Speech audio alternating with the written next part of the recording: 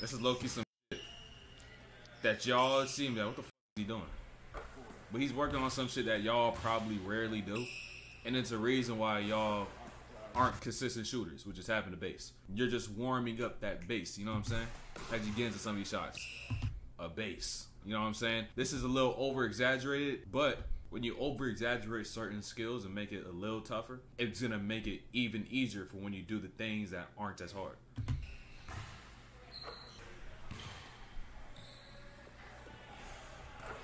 Another one.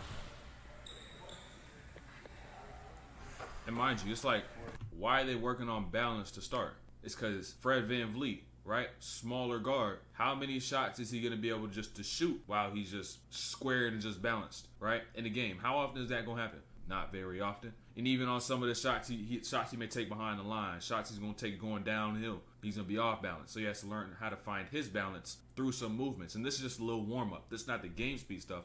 You're just warming up that base. So once you get into the game speed shit, the skill is there, the instinct is there. So you start bouncing him on the left, and all it is here. Now I'm ready for my shot. So I'm gonna skip out, I'm just here. I didn't even run with it. Right to the shot. Right to the back. There you go. I love doing shit like this too. I love doing shit like this in workouts where you eliminate the dribble entirely. And instead of having the dribble, which is another variable making it tougher, it's gonna allow you just to warm up this aspect of the workout. Love doing shit like that. One going right, kind of go diagonal a little bit. And I'm ready for my shot. Then boom, once again another one where you're just working on the feet and the rhythm of the ball. Because when you're getting into a step back like this, into a shot, if it's game speed, those steps aren't going to need a dribble. So why even work on the dribble prior to getting to that move right now just as the warm-up? And realize the work that they started with, base work once again. Going both ways as well.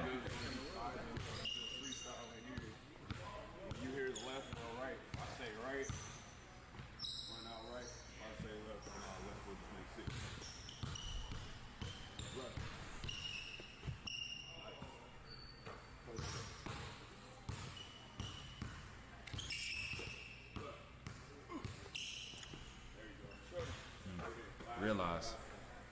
Was that the same as the other ones though, right? Here. Lost it there a little bit. Called out left. Hit the bucket. It's a different type of rep. You know what I'm saying? The footwork was a little different from what he said to do. But from a player standpoint, he didn't get into that move, knew he couldn't get that footwork, and just canceled the move. Look, left. Should have been a right-left going that way, but he just turned into a step back, refound his rhythm. That's a skill that all players need to have in a game. You need to get comfortable with the crazy because everything's just not going to go as planned. If your footwork doesn't match up as picture perfect as you did when you did in a workout, in a game, you can't cancel that move right there in the game. You can't pick the ball up and just go right back to where you were. You got to find a way to then regain it in a different facet. You just find it. There you go.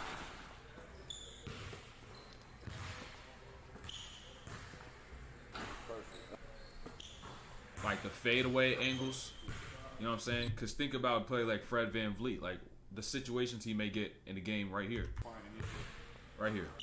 When he's cutting across the lane. So say he comes off the ball screen, snakes it, right? Gets to the middle, has some space with the big who's dropped, no help defender coming over, he needs to get into a shot, right? And his body may be faced towards the wing or towards the corner, right? Because he's trying to see what's available. But he realizes, oh shit, I got space. I need to get up.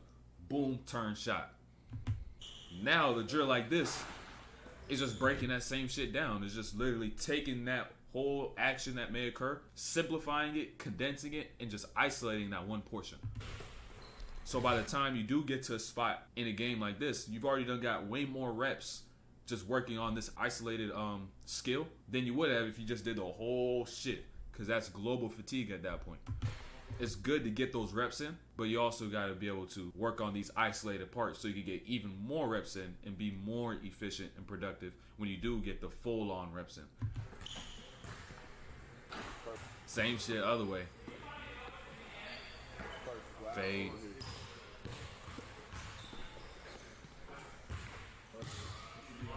Once again, learn how to do moves going both ways. Please, please, please, please, please, please. If y'all don't do that shit, y'all are robbing yourself. I'm telling you, man, lock in.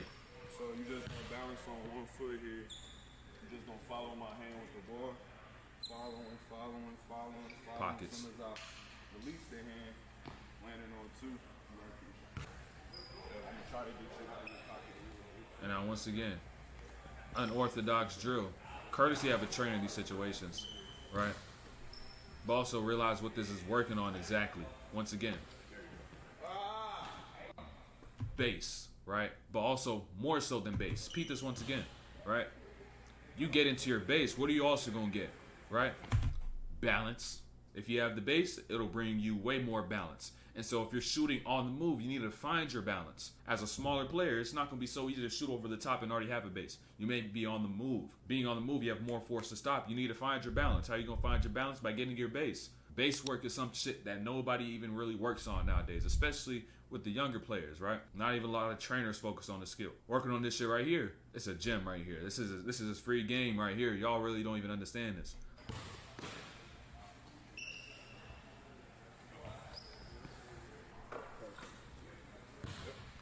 I literally just thought of variation you could do to the same shit. Instead of even starting off one, you could like have the body be positioned to an angle as to which you could be in the triple threat, and you're doing that same motion, but you still have the base. You have the base actually set instead of just being off one.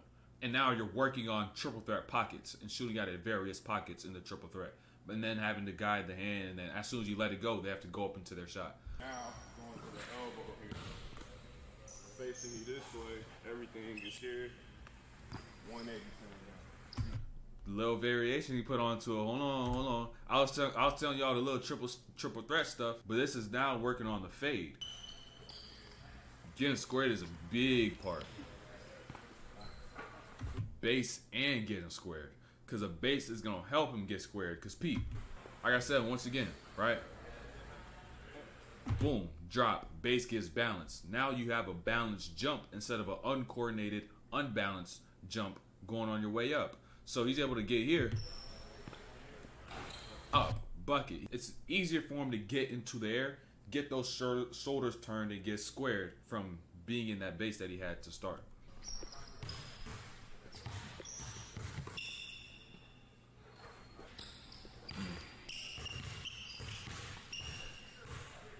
Realize it's not even no game speed drill or nothing like that either, right? Peep it. It's a game style drill, not necessarily game speed.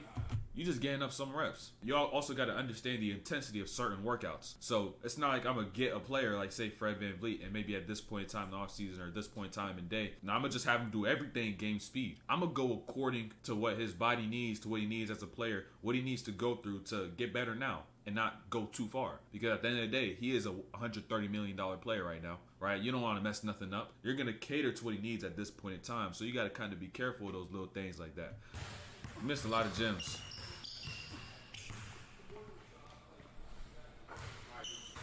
I feel the biggest part of this drill that translates is that downhill portion, that downhill attack. Because Fred VanVleet is a petite point guard. He's like, what, 6 foot, 6'1", right? So there's going to be so many times where he's going to get downhill, right? Then he's going to may hit that snatch back. And the counters he needs to have to that is super important. Like how he's able to play off that. The reads he's going to be able to make off that. So, hey, listen to what I'm about to say. Listen to what Joe about to say. Get ready to step. When you take that dribble, try to put your weight to that foot.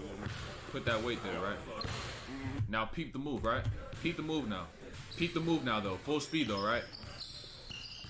Right there, boom. Talking about the weight on the foot. The reason that's so important is because defenders act off instinct, right? Everything is so quick. But if they see a move, they see a step that's taken that lacks intent, that lacks force, it just shows them, oh, I'm not going to go for that move. I'm not going to bite on it, right? So you got to make sure you're taking these steps and taking these dribbles with an intent, with a force, something that could actually sell that you may be going another direction. So you can set them up here. Boom. Yep. Hop. Right into it there. That'd be content. Appreciate the support. Hold on, though. Good reps.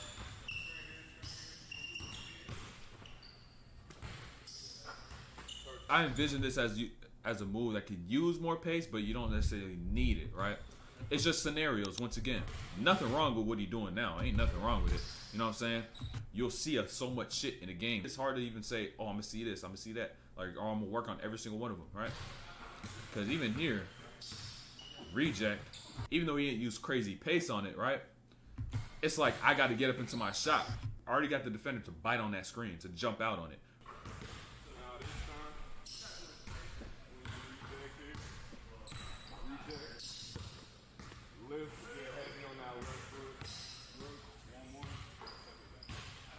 Now this is the same pace I was just talking about. Look, same concept, different type of approach to it, but it's delivering the same result.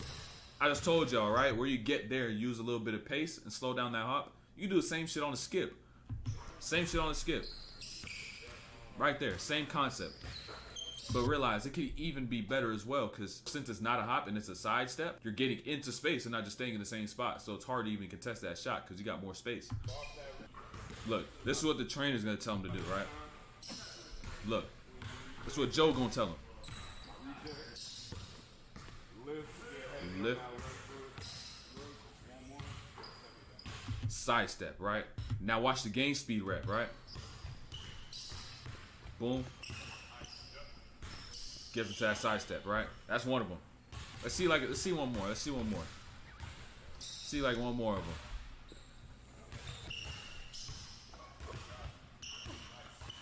Then boom, another one, right?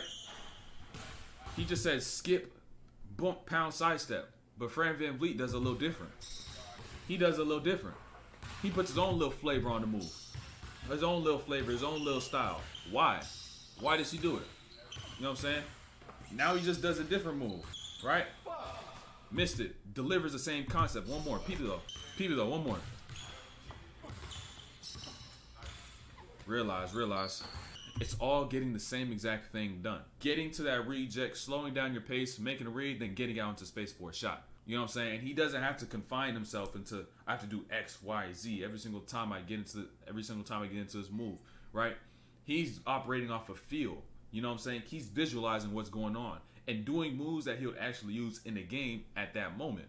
And doing that is his creativity. By the time he gets to a game with any coverage that he sees, he's already prepared for it because he already done seen it so many times in his workouts. These NBA players be pushing themselves to the limit. Watch Fred VanVleet, right? Watch him. Let's count. 1, 2, 3, 4, 5, 6, locked in. 7, these are all net too. 8, boom. 9, once again. 10, come on, another hand. 11, another one. 12, keep racking them up. 13, right? Once again. 14, once again. 15, another hand. 16, we on the fourth hand. 17, 18, locked. 19, 20, another one. 21, oh my God. 22, no cuts by the way. 23, 24, 25, oh my, 6 hands, 26. Fuck, he's still mad even after making 26 straight. He got 26. And he's like, damn, I want to be able to do better. I want to get one more. Give me 27. All right, give me 28. All right, 29. Give me one more. Once you hit a certain point, once you set a certain limit, at that point, that limit becomes your enemy, and you want to defeat it and get past it.